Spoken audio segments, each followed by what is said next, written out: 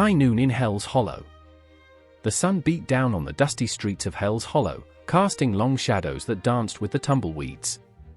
It had been years since the town had seen trouble, but a chill wind whispered through the canyons, carrying the stench of an old grudge. The outlaw, Jericho Blood, was back.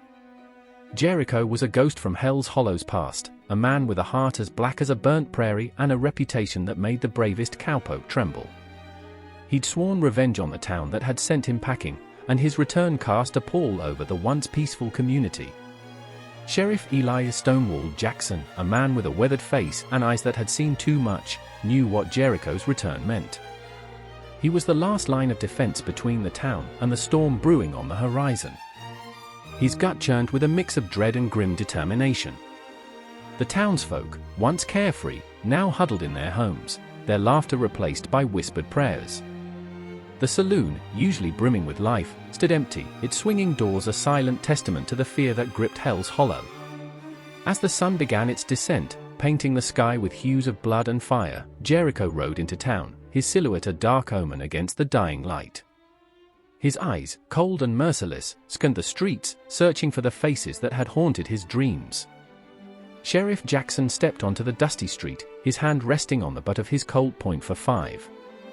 The air crackled with tension, the silence broken only by the creak of Jericho's saddle and the pounding of hearts.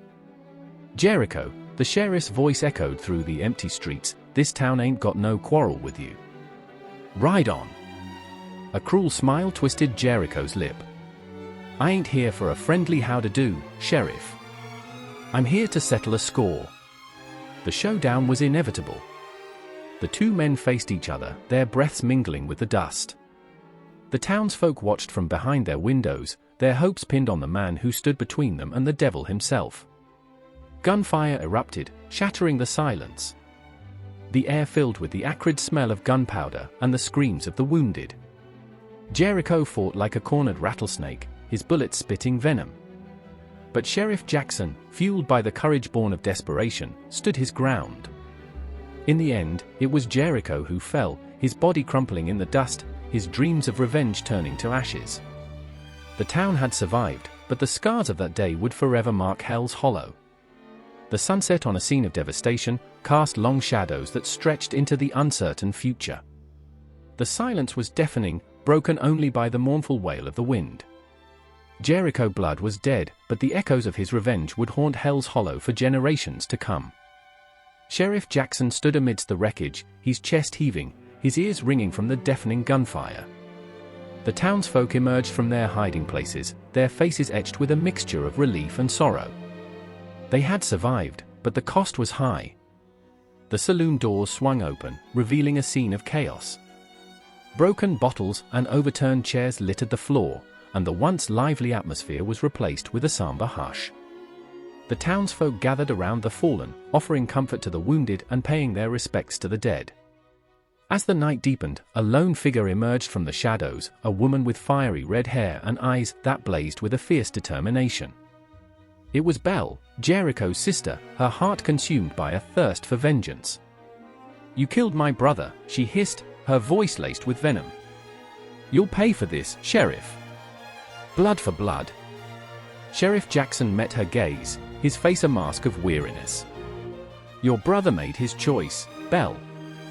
He came here looking for trouble, and he found it." Belle's hand darted to her holster, but before she could draw her weapon, a shot rang out.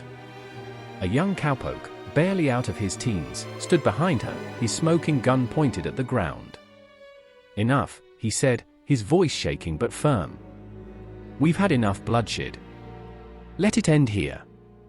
Belle glared at him, her anger simmering beneath the surface. But she knew she was outnumbered. With a final curse, she turned and disappeared into the night, leaving behind a trail of unanswered questions. The townsfolk began the long process of rebuilding, their spirits dampened but not broken. Sheriff Jackson, his shoulders slumped with the weight of his burden, surveyed the scene. He had done his duty, but the taste of victory was bitter. As the first rays of dawn pierced the darkness, casting a pale light on the scarred town, a sense of hope began to stir.